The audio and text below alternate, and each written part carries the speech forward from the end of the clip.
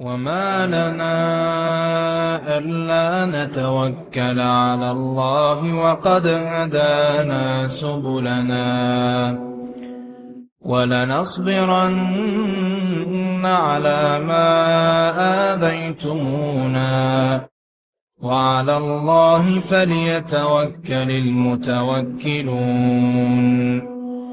وقال الذين كفروا لرسلهم لنخرجنكم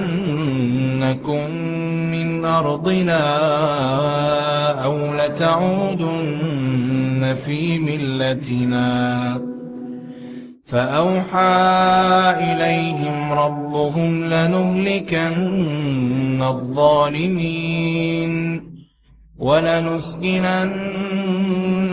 الأرض من بعدهم ذلك لمن خاف مقامي وخاف وعيد.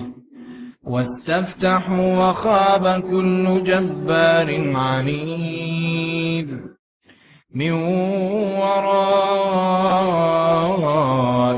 جهنم ويسقى من ماء صديد يتجرعه ولا يكاد يسيغه ويأتيه الموت من كل مكان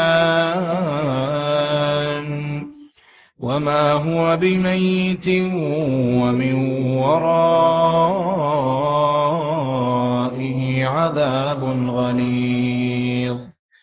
مثل الذين كفروا بربهم أعمالهم كرماد اشتدت به الريح في يوم عاصف لا يقدرون مما كسبوا على شيء ذلك هو الضلال البعيد.